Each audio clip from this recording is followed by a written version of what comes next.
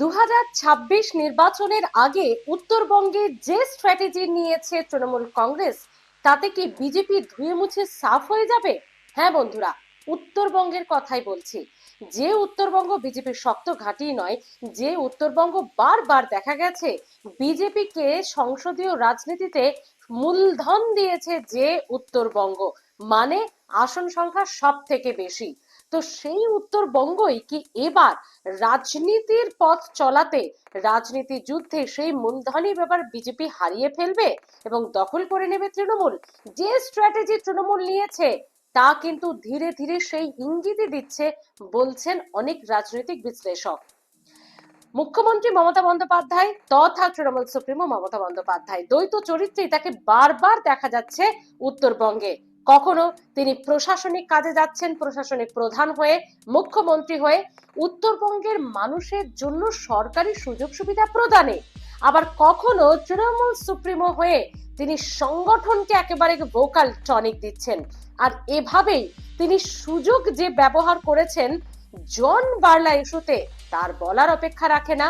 মনোজ টিকা জন বার্লা যেই ঝামেলা লাগলো কি লাগলো না, তখনই মুখ্যমন্ত্রী তথা তৃণমূল সুপ্রিমো মমতা বন্দ্যোপাধ্যায় একেবারে তৃণমূল সুপ্রিমো হয়ে ঢুকে গিয়ে সেখানে জন বার্লাকে সুন্দর করে দলের দিকে টেনে নিলেন এবং ক্ষোভ উগরে দিলেন জন বার্লাও। একেবারে অলিখিত তো ছিলই, কদিন আগে একবারে খাতায় কলমে আমরা দেখলাম তৃণমূলে তার যোগদান। জন বার্লাকে ধরা মানেই তৃণমূল সুপ্রিমো তথা মুখ্যমন্ত্রীর চা বলয়কে আধিপত্য রাখা। তার মানে জন বার্লা যে এই উত্তরবঙ্গ এলাকায় একটা বড় এলাকায় আধিপত্য রাখে, আদিবাসী সম্প্রদায়ের মানুষজন যে তাদের সম্প্রদায়ের এই নেতাকে মেনে চলে তা বলার অপেক্ষা রাখে না। সেই জন বার্লাকে যখন দলে টানতে পেরেছে তৃণমূল, তার মানে চা বলয়ে যে একটা আধিপত্য পড়বে, মানে চা শ্রমিকদের যে একটা ভোট তৃণমূলের দিকে আসবে বলার অপেক্ষা রাখে না। এবং সেকেন্ড হচ্ছে, চা বলয়ের মানুষদের জন্য, চা শ্রমিকদের জন্য রাজ্য সরকারের ঢালাও প্রকল্প, তাদের বাস্তবায়ন এবং তাদের সঙ্গে রাজ্য সরকারের যে সংযোগ স্থাপন, তাও কিন্তু মুখ্যমন্ত্রী হিসেবে আমরা বারবার দেখেছি উত্তরবঙ্গ সফরে গিয়ে মুখ্যমন্ত্রী নিজে করেছেন, অভিষেক বন্দ্যোপাধ্যায় করেছেন, সেখানকার দলের নেতা নেত্রীদের দিয়ে করিয়েছেন।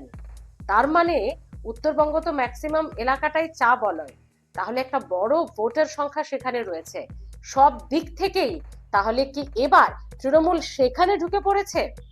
এছাড়াও যে বারবার যে দিকটি উঠে আসছে, উত্তরবঙ্গের যে এতদিন না পাওয়া কিছু বিষয়, তা সে হসপিটাল হোক, তা সে স্কুল কলেজ হোক, তা সে রাস্তা হোক, এতদিন যে সমস্ত প্রকল্পগুলো আটকে ছিল 2026-এর আগে, এই সফরেও আমরা দেখলাম মুখ্যমন্ত্রী ঢালাও প্রতিশ্রুতি দিয়ে এলেন।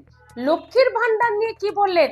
শুধু ভারতে আর এ রাজ্যে নয়, গোটা বিশ্বে আমরা লক্ষ্মীর ভান্ডারকে যাতে আনতে পারে তারই রূপরেখা বলে দিয়েছি এবং লক্ষ্মীর ভান্ডার আজীবন চলবে। আমরা যতদিন থাকবো ততদিন তো চলবেই, আজীবন চলবে।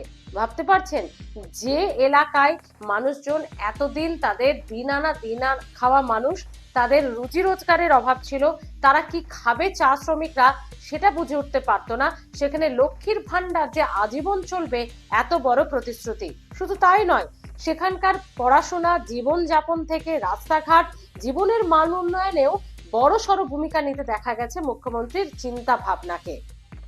এর পরেও মুখ্যমন্ত্রী বা অভিষেক বন্দ্যোপাধ্যায় যখন ঢালাও প্রতিশ্রুতি দিচ্ছেন, যখন সবটাকে মোটামুটি ক্যাপচার করার চেষ্টা করছেন, তখন শুভেন্দু অধিকারী আবার কি বলছেন? তিনি বলছেন উত্তরবঙ্গে এর আগে 54টির মধ্যে 31টি ছিল বিজেপির দখলে, এবার মানে 2026-এ নাকি 54র মধ্যে 50টারও বেশি পাবে বিজেপি। আচ্ছা, কি মুখের কথা নাকি সত্যি বিজেপির কোথাও একটা কনফিডেন্স আছে, পুনরুদ্ধার করতে পারবে বিজেপি? আপনাদের কি মনে হয়? নাকি মুখ্যমন্ত্রী যেভাবে আমরা দেখলাম এই উত্তরবঙ্গে একটা সময় কর্মসংস্থান নিয়ে প্রশ্ন উঠতো, তিনি এই সফরে শিল্প ভাবনা, শিল্পায়নকে সামনে রেখেছেন। ভাবতে পাচ্ছেন রাজ্য সরকার তথা তৃণমূলের স্ট্র্যাটেজিটা? শিল্প ভাবনা, শিল্পায়নকে সামনে রেখেছেন মুখ্যমন্ত্রী মমতা বন্দ্যোপাধ্যায় এবং প্রশাসনিক কাজেরও কর্মসূচি নিয়ে তিনি এই সফরে গেলেন। কি মনে হয় বন্ধুরা, উত্তরবঙ্গে শুধু উত্তর কন্যা স্থাপন নয়, লাগাতার উত্তরবঙ্গ সফর মুখ্যমন্ত্রীর, যখনই গেছেন তখনই কিছু না কিছু প্রতিশ্রুতি দিয়ে এসেছেন এবং সেটা অক্ষরে অক্ষরে পালন হয়েছে। শঙ্কর ঘোষ আবার এর মধ্যে পৃথক উত্তরবঙ্গ রাজ্যের দাবি, যেটা এতদিন জন বার্লার গলায় শোনা যেত। আর যেই না তিনি তৃণমূলে চলে গেলেন, অমনি শঙ্কর ঘোষ জেগে উঠলেন। তিনি বলতে শুরু করলেন এবার পৃথক রাজ্য চাই উত্তরবঙ্গ।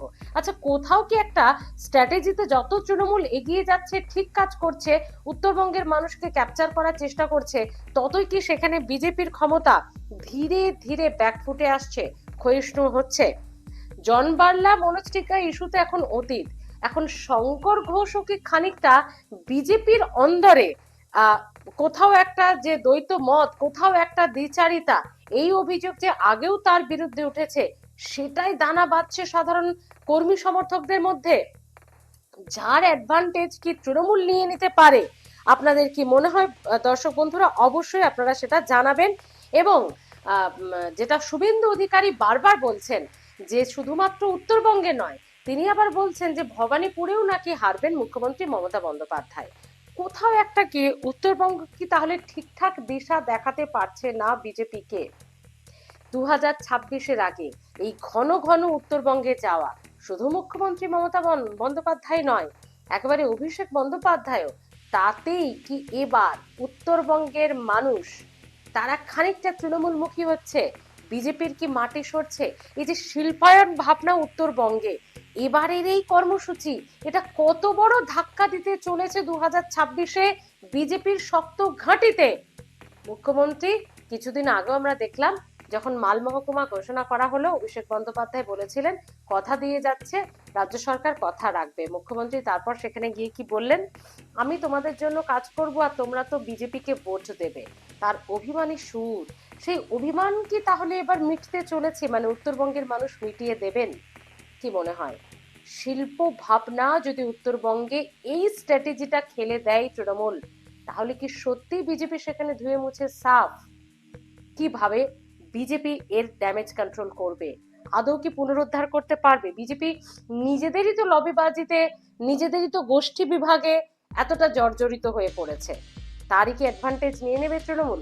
কিভাবে দেখছেন পুরো বিষয়টিকে অবশ্যই জানাবেন। নাকি শুভেন্দু অধিকারী যেটা বলছেন 54-তে 31 ছিল, এবার 54-তে 50 পার করে যাব আমরা, এটা কি সত্যি দিবা স্বপ্ন? আপনাদের এই কমেন্টের আশায় থাকলাম, কমেন্ট করে জানান। মুখ্যমন্ত্রীর রণকৌশল উত্তরবঙ্গকে ঘিরে, মুখ্যমন্ত্রী যেভাবে পুরো ব্যাপারটা ঘিরছেন, তাতে কি কুপকাত হবে বিজেপি, নাকি বিজেপিও পারবে একেবারে লড়াই করে বেগ দিতে? জানাবেন কমেন্ট বক্সে। আপনাদের উত্তরের অপেক্ষায় থাকলাম। ভালো থাকুন, দেখতে থাকুন স্পিক ইউ বেঙ্গল।